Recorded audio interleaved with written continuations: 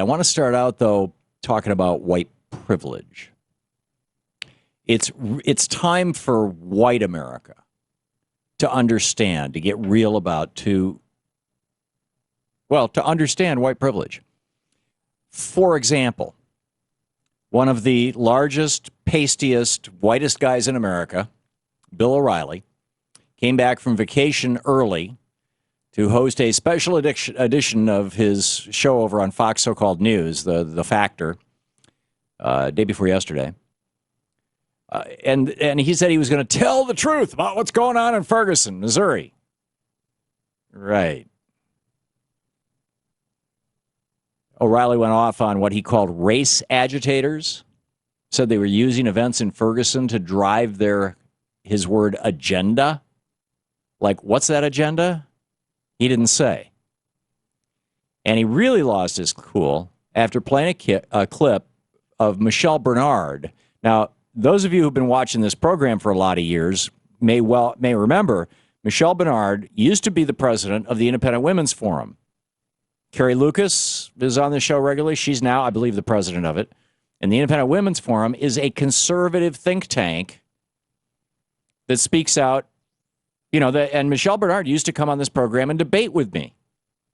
And then she started, showing up on TV, and she got TV-ified, and now she doesn't do radio anymore. So she's a big deal in the TV world.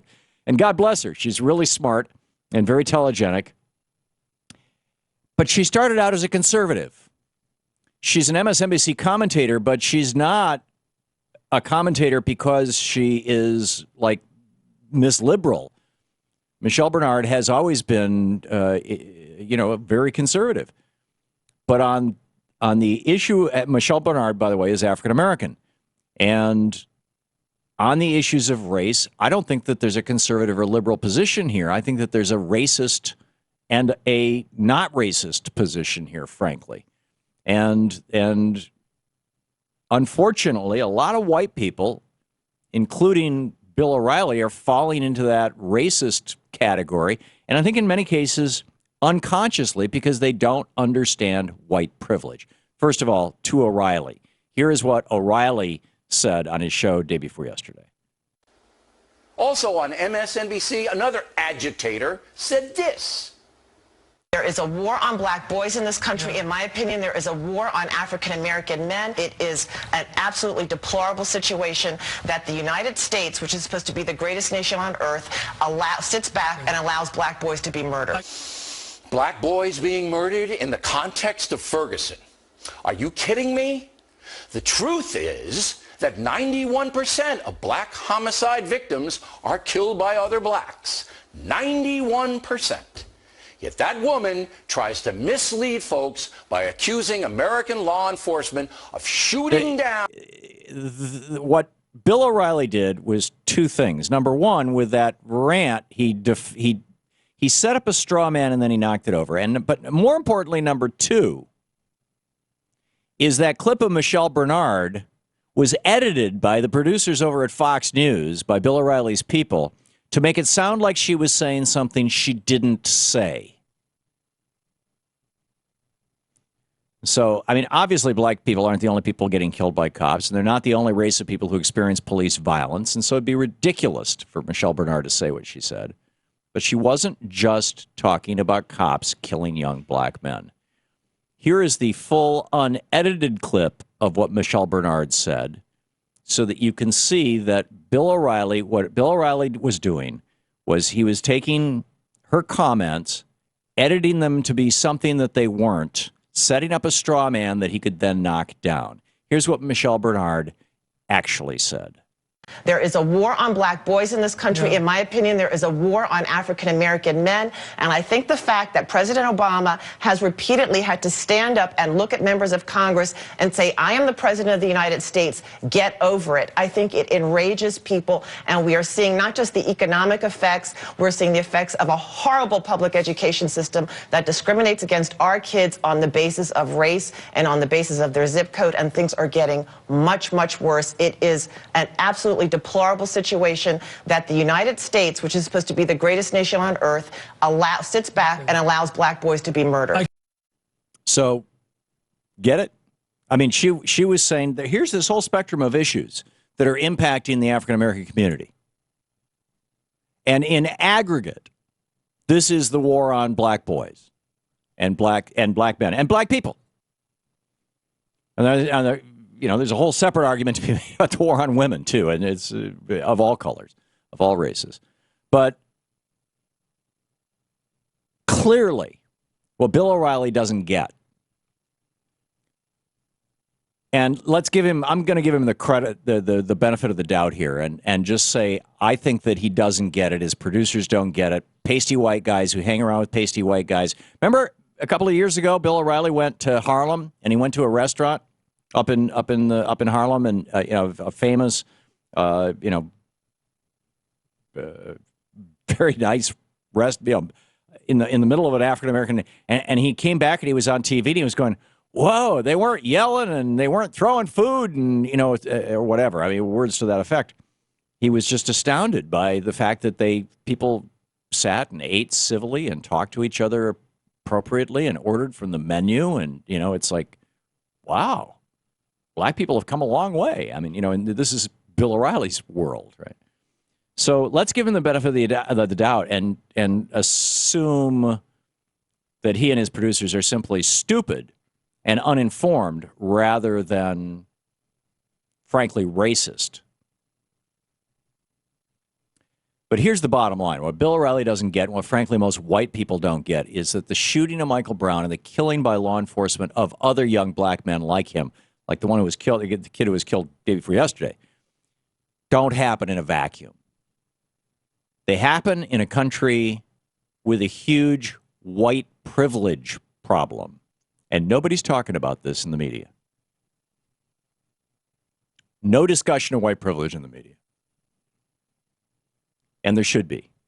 There's a lot of different ways to define white privilege, but at its core, you could call it a system of social relations that gives white people an inborn advantage over people of other races just because of the color of their skin. It's like white supremacy and apartheid because it puts white people at the top of society. They can explicitly use Jim Crow laws to oppress people who aren't white, or now the modern version of them, the voter suppression laws that just passed in North Carolina, for example, by the white legislature. What really makes white privilege so problematic, though, is that most white people don't understand it. That's the single biggest part of white privilege. That's the biggest part of white privilege, is that white people are privileged to not realize that they have white privilege. They never have to worry about the fact that they're white. Peggy McIntosh, feminist scholar, said, white privilege is like an invisible, weightless knapsack of special provisions, maps, passports, code books, visas, tools, clothes, and blank checks. And because white people are born carrying that invisible knapsack, they don't even usually know that they have it. Here's white privilege. White people don't have to worry about getting pulled over on the highway because of the color of their skin. It doesn't even occur to them.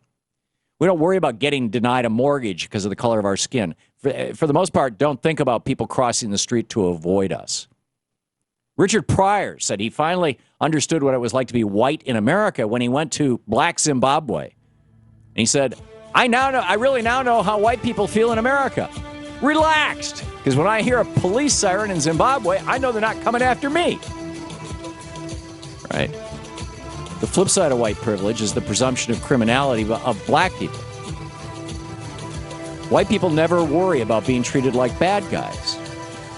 African Americans almost always have to worry about being treated like bad guys. Back with more on it. Welcome back, Thom Hartmann. Okay, let me just finish this this riff, Danielle, that I was sort of in the middle of. About white privilege, that white privilege is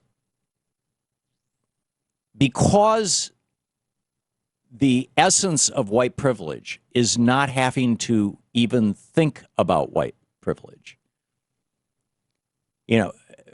People of color get this, white people don't.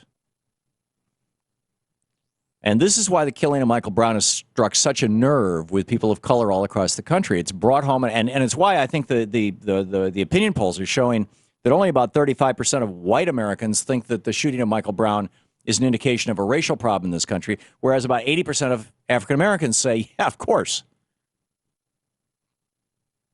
This is brought home in a very brutal and very personal way. The fears of people of color in this country, the fears that they live with every day. You know, every mother whose son goes off to school every day, will I see him alive at the end of the night? I mean, the most powerful of those fears in communities of color in this country, particularly poor communities of color, is that the cops won't hesitate to kill you if they get a chance. That fear is justified. The FBI's own statistics show that black people are disproportionately victims of police shootings.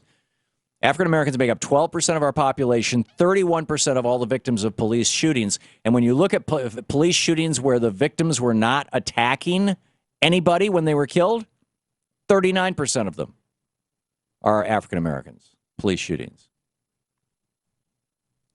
We live in a society where white privilege infects every relationship, every institution, every decision we make. And which is why the shooting of an unarmed young black man by a white police officer doesn't just happen. It doesn't happen in a vacuum.